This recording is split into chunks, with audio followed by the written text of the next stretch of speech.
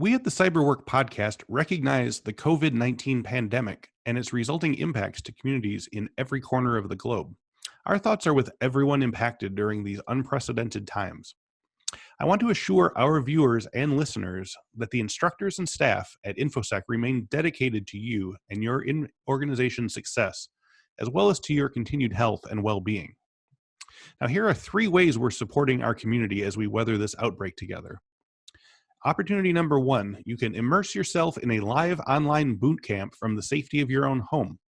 To help students in this stressful time, InfoSec is extending our exam pass guarantee to all students and waiving the normal requirements.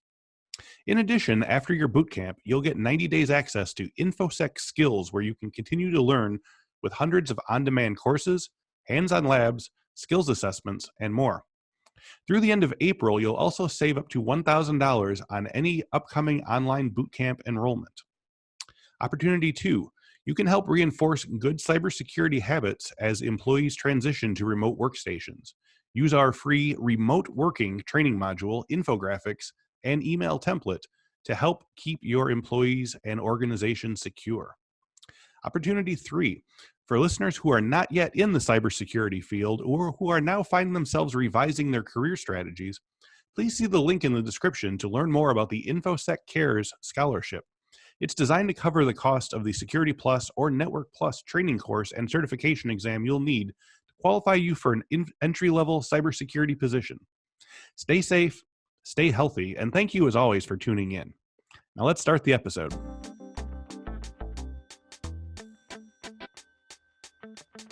Welcome to this week's episode of the Cyberwork with InfoSec podcast. Each week, I sit down with a different industry thought leader, and we discuss the latest cybersecurity trends, how those trends are affecting the work of InfoSec professionals, while offering tips for those trying to break in or move up the ladder in the cybersecurity industry. Today's guest, Cody Cornell of Swimlane, describes himself as a passionate advocate for the open exchange of security information.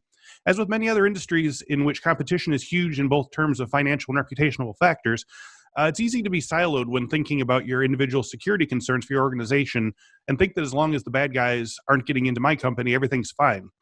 As Cody said in an article written for Cyber Defense Magazine in February 2019, to transform cybersecurity from a source of consternation into an opportunity, everyone in the industry, not just collaborative SOCs and ISACs, must work together to share intelligence, best practices, and lessons learned amongst a network of trusted peers.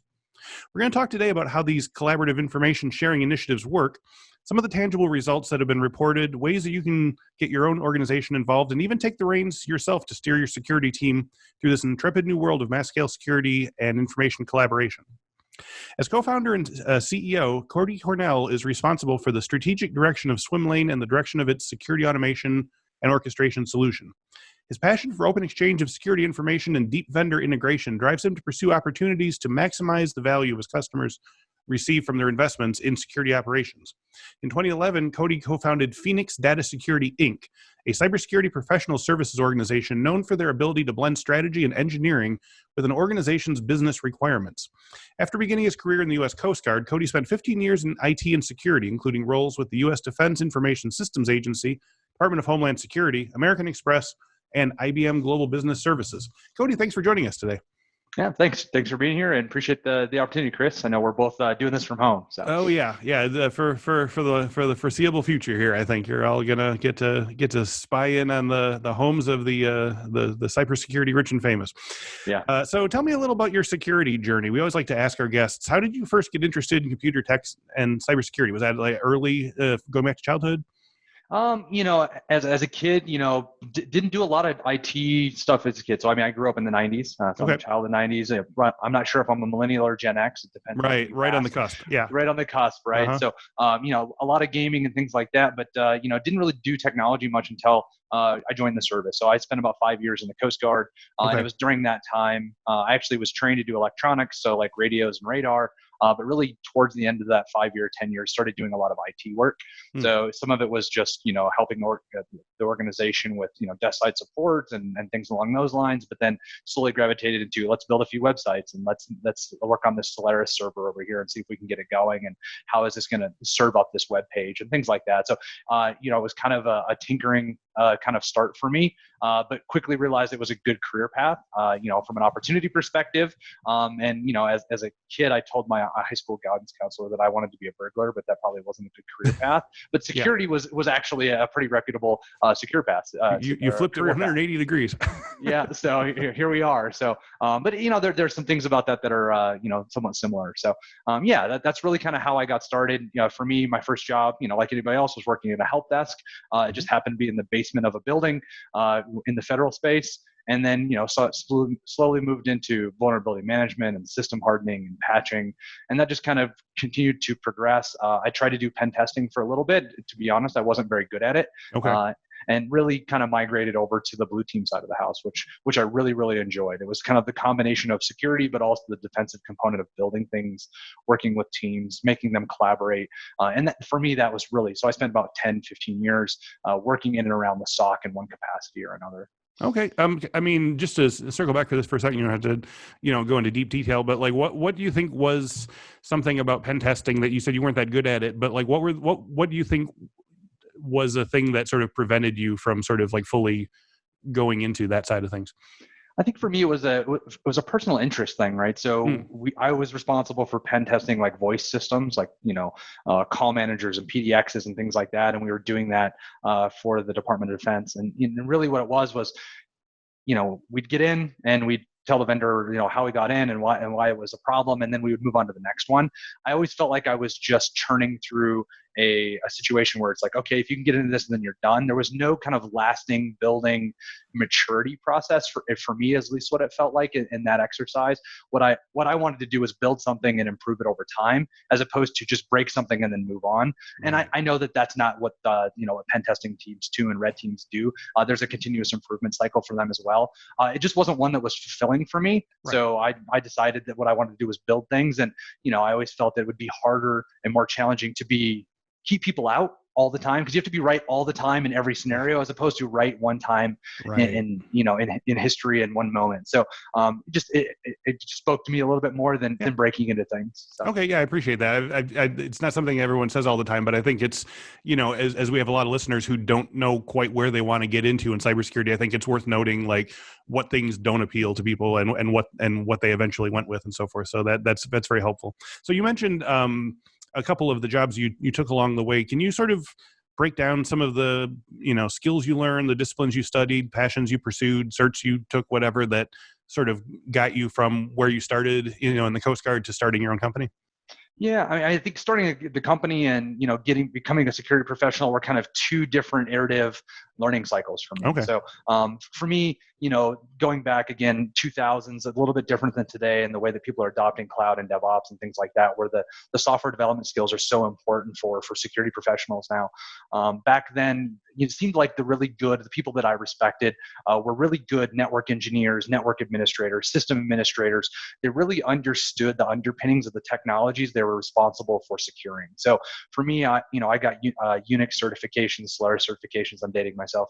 Cisco certifications, Microsoft certifications on Active Directory and things like that. So for me, it was I was trying to learn how to use the infrastructure and what were the capabilities of that infrastructure were. Did some IT administration, and then really worked through the vulnerability management and patch management cycle, endpoint security. So it was kind of the iteration of understanding how these technologies work, and then really understanding how to secure them. And I think that was the skills that I learned along the way were how did the network work, how does systems work, how do Windows boxes work, how does AD work, how does DNS work, and understanding that allowed me to probably be more effective as a security practitioner than I would have been if the first thing I would have done is taking my certified ethical hacking course. Right.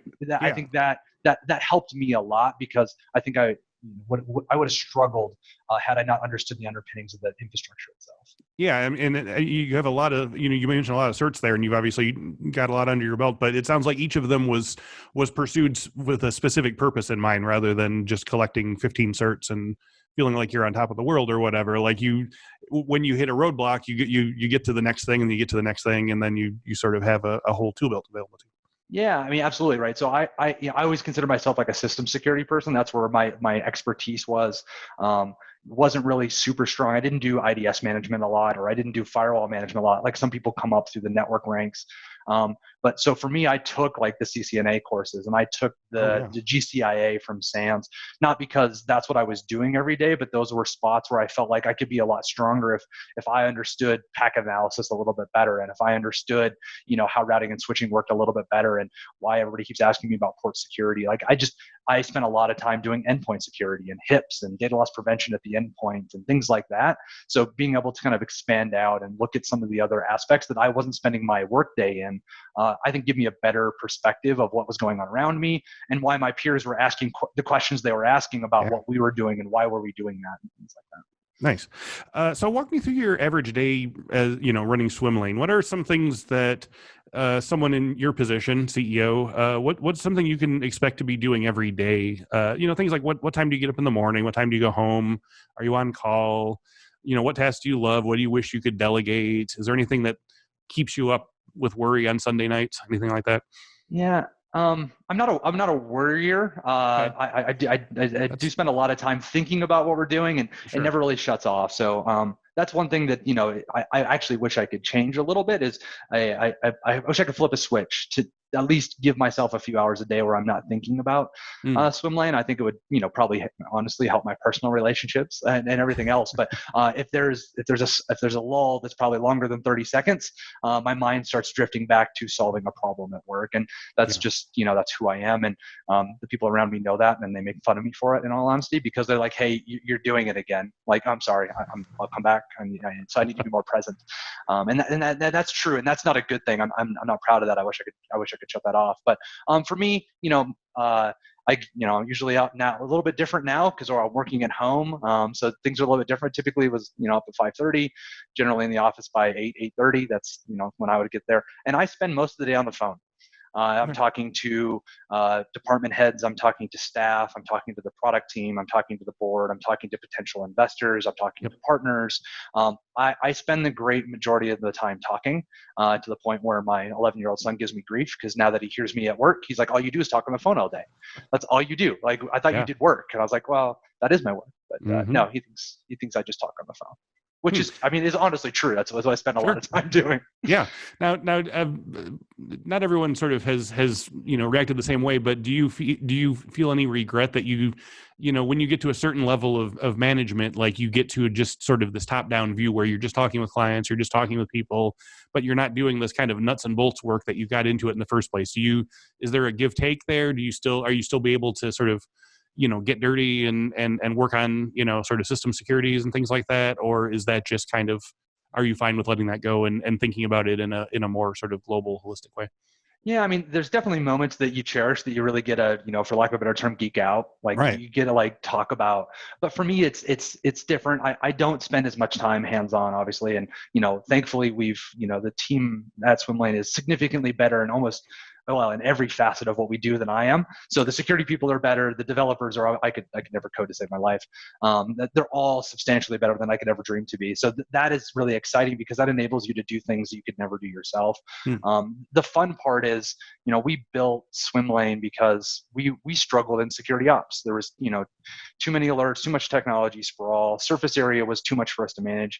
And I struggled with that as a practitioner when we built teams, when we deployed technology, and to see people use Swimlane and to make their lives better, and they're getting the fulfillment that we really wanted for ourselves as security folks is probably more rewarding than anything I ever did from I'm going to secure this infrastructure perspective. To see somebody actually I see their day and their lives are better because they're not doing mundane, repetitive work all the time. Right. Is really, really fulfilling, and that for me is replaced the hands-on work that I used to enjoy. That's great. So I want to jump right into the thesis of our talk today. This is something that I had a bunch of guests possibly lined up, but there was some particular lines in your bio that really intrigued me. So we spoke previously with a previous guest, Michael Figueroa, about a project he's involved with called the Collaborative Defense Simulation. And it's sort of related to what we're discussing, but markedly different in that his is a temporary, albeit yearly event where security groups collaborate and share knowledge related to specific types of disasters, such as nation-state attacks and infrastructure. So they're kind of like, disaster movie type scenarios. What happens if something falls apart, how are we all going to collaborate and save it? But your interest, if I'm reading correctly, moves towards an all year round collaboration process in which security departments of various companies share their data on an ongoing basis. And I thought of it as maybe like police departments sharing homicide data across counties or states to help track or begin to identify large-scale trends or patterns that could predict related security attacks. Is that the gist of it? Can you tell me more about the root of this initiative? Yeah, I mean, I think the goal is it's even probably faster than police departments data sharing, right? I mean, Okay. the goal is to get as close to real time as we possibly can, right? Okay. I obviously didn't pave the way for this. I think the ISACs, the threat intelligence community, Right. the sharing of information is really was the trailhead for this exercise. So, but what I think that we would benefit from is not just sharing the ability to detect when things are happening inside of our environments. And it's super beneficial, right? If somebody else identifies, a piece of infrastructure or a campaign or whatever it is that might be targeting my vertical or my geographic region or whatever it might be, and to know that in advance before it actually hits my environment is super beneficial from a prevention perspective. But what I think organizations would also really benefit from is, what do I do when I see this? If I can add it to my perimeter, if I can add it to my endpoint and it doesn't affect me, that's obviously ideal. But let's say I do a search through my logging data, through my SIM, and I find that, someone in my environment or multiple people in my environment are connecting to this infrastructure, are affected by this. What did you do? How did you mitigate this? What was your response? What does that look like? And, from an automation perspective, how do we start sharing more and more of that information in real time so that we're not responding and figuring things out for ourselves every time? So no organization, no matter how big their budget is, has all the expertise they need in the moment they need it. So the more we can collaborate, the more that we can share that expertise across organizations, I think the more secure we can be. It's a community-based defense model. I think the threat intelligence community kind of really started pushing this out, but I think the automation community can extend it in a way that helps organizations not just see when bad happens, but what do you do when bad happens? Have you begun building these kind of coalitions of connected security groups, organizations already? Have there been organizations that have, have there anyone that have balked or resisted the sharing of their own security data? And if so, why? There's always going to be people that hold back information, right? I mean, you see it, within the ISAC, people sharing intelligence information. You see it where people don't want to upload payloads or malicious data to like a virus total because of the attribution effects of doing that. So there's always a give and take on sharing data, but we do see where people are collaborating and it's having a positive effect. So again, if you look at like the STIX standard, there's a portion of that standard for intelligence sharing that includes course of action. What do you do when you see this? And it's there. People are starting to leverage it more and more over time. But we do see, and the places where it really works out well is where you kind of have those trusted circles, right? So maybe it's inside of an industry vertical, right? So maybe it's, US-based electrical or energy organizations or distribution, or maybe it's inside of a government agency where there's multiple components inside of that agency. Those places are because they already have an infrastructure where they have a trusted circle, they feel like they're a little bit separated from just general sharing. It allows them to accelerate that a little bit. And I think that's places where we're seeing it already, and we're seeing it in a way that is moving faster than it is in the general population. But because of the wins that they're getting, it's examples that we can share back with the broader community to show why we should be doing this more than in these kind of pockets, but be doing it much more broadly. How has the outreach been going for this kind of thing? Do you have to kind of go company to company? Do you have sort of like any kind of coalition building going on, or how does the sort of word get out about this particular method? I would say it's more word of mouth than it is, there's no, nonprofit that we've started that does this, but I think there's a place for this.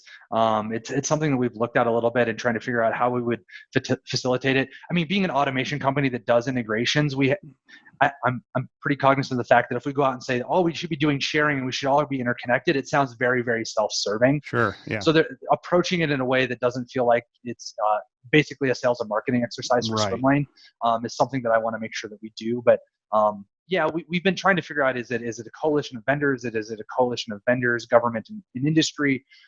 Or is it someone, totally separate that is fairly objective? So we're trying to figure out a good way to do that. But I do think the future, I think if we look 5-10 years into the future, this is going to be the status quo. There will be a mechanism in which we can share this information so that the adversary to defender dynamic is not kind of what would I call it? Asymmetrical, where you have all of the attackers are, they are collaborating in many capacities, and they can use that effect against a single organization. The organizations need to band together and be able to push back as a bandit group as well. So. That really makes sense. Yeah, I didn't think of that in terms of, you have these sort of bandit attacking groups, and it seems insane that we're all sort of like fighting them singularly in our own silos. Yep. So can you give me any examples of situations in which this type of security collaboration has helped to predict future attacks or mitigate recent attacks more efficiently? Or is this still kind of in the speculation stage? No, I think we've definitely seen it, right? I mean, you see it with the ability to identify, threat actors. You see it when people are sharing searches. So, I mean, we see it like with people that are sharing like threat hunting patterns and things like that. So, yeah, I mean, it's definitely paying off. I don't know that I don't think we see it across industry, right? I think you see it in places where people have similar architecture decisions, where they've made similar technology decisions. We see it where we have industry and in vertical alignment. I don't know that there's an example where we're seeing it broadly across, every industry, every vertical, but we're definitely seeing it in pockets where it works. And it's, I think, it's still nascent in compared to what it's going to be over time. Okay.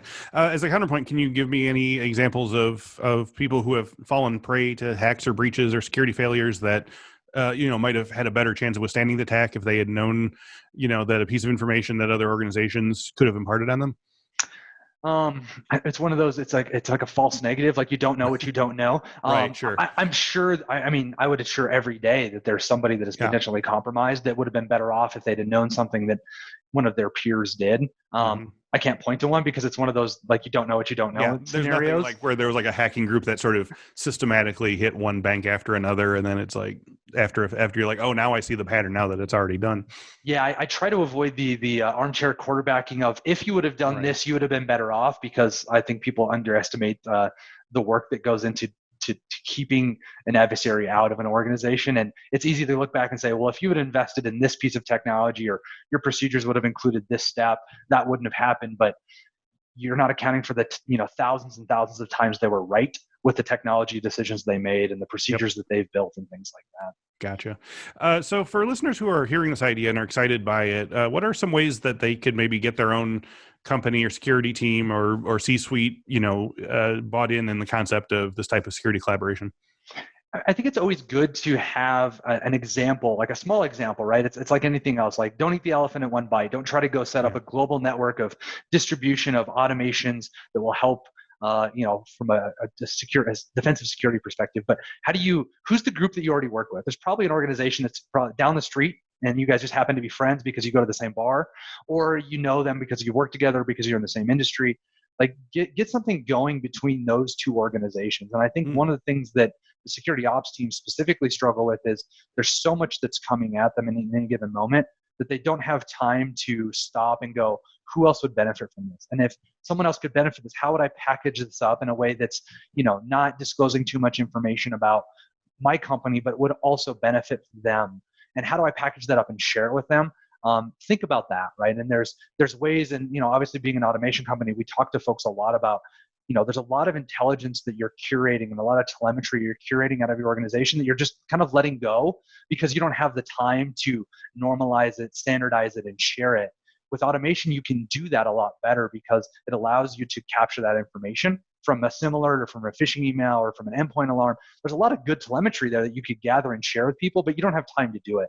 So having automation take over for that, and that could be an automation platform, or that could just be a bunch of scripts if you wanted it to be, that could capture that information. And then you go, okay, if I package this up, who could I share this with?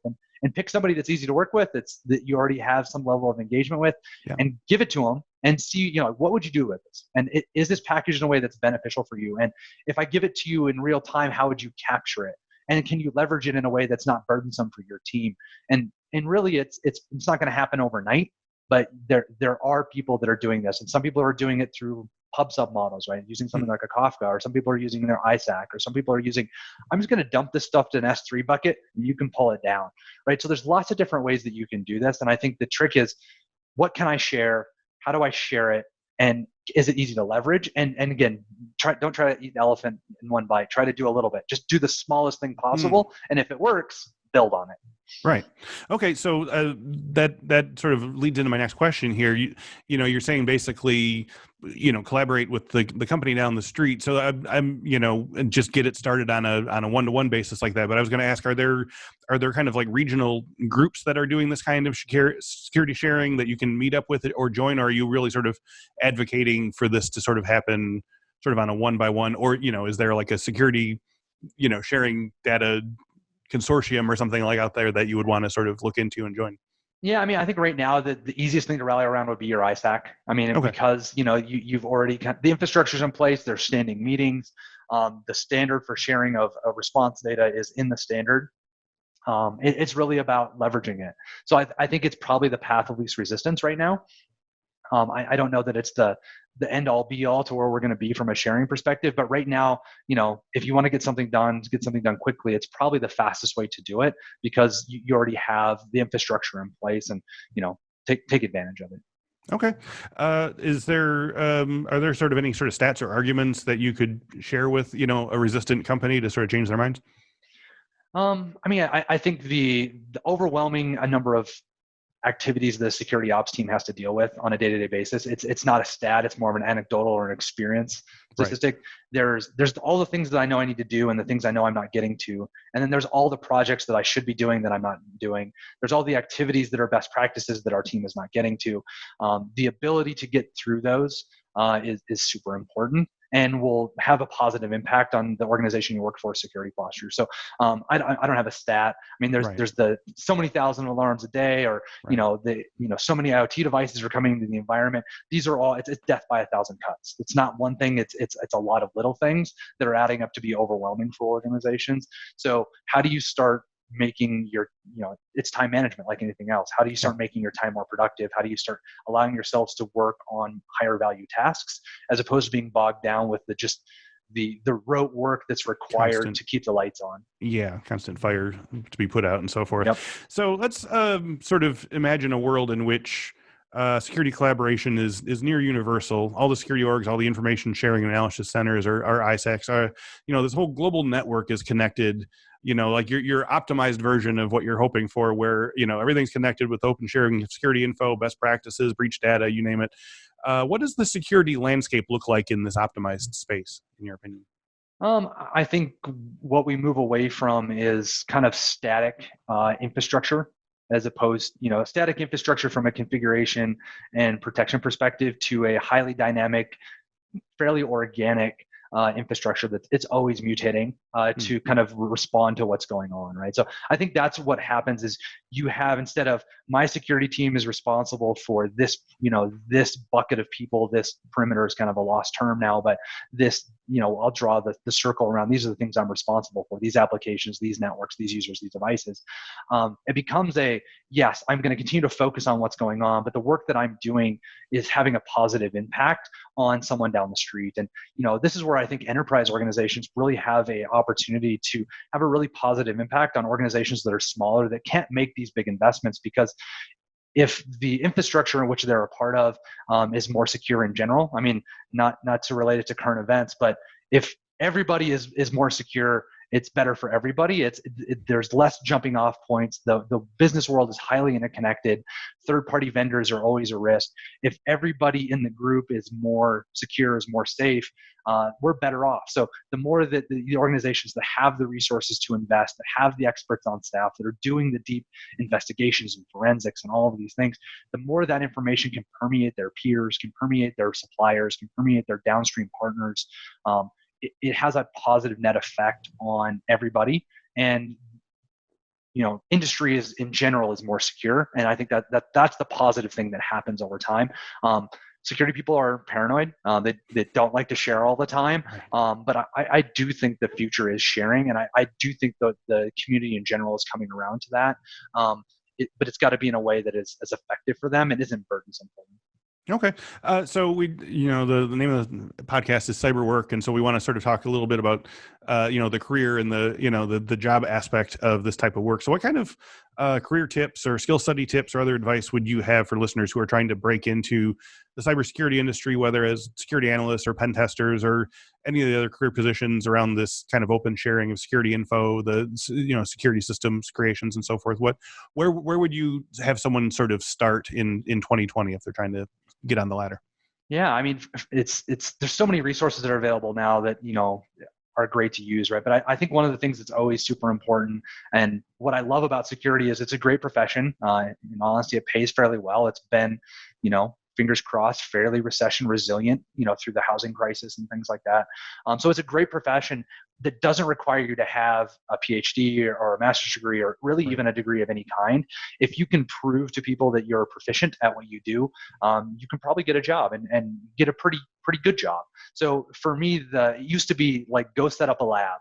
Like, go buy some really cheap PCs and install some ESXi boxes on them and install one of everything. Make sure you know how Active Directory works. Make sure you run a Windows server and an Apache server and Nginx and whatever it is, and know how they work. And then try to understand how the logging works and how to, what happens if you create a user, and what does that look like if you create a user in a non-authorized way, and just how does data loss work? And that used to be the exercise, but really, as people are moving to the cloud, you can do this inside of AWS, or you can do this inside of Azure, and there's lots of ways that you can do this similar thing. And the concepts are the same, right? It's how do the services come online? How are they built? How are they hardened? How do you patch them?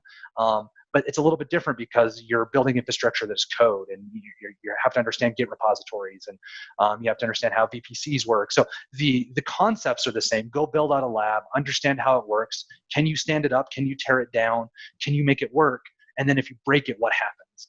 Right. And I think the difference is you don't do that on a stack of PCs in your bedroom. You do that in the cloud, which is probably great for your spouse, but they don't have to listen to the hum of those PCs in your bedroom every night. So yeah, it's probably a better way to do it. There's cost-effective ways of doing that, and I still recommend that's a great way to get started, and then look at what's available from a project's perspective. Even if you can't code, updating documentation for an open source project that's really popular is a great way to put yourself in front of people that can help you become a good developer or a good security practitioner. So just be active.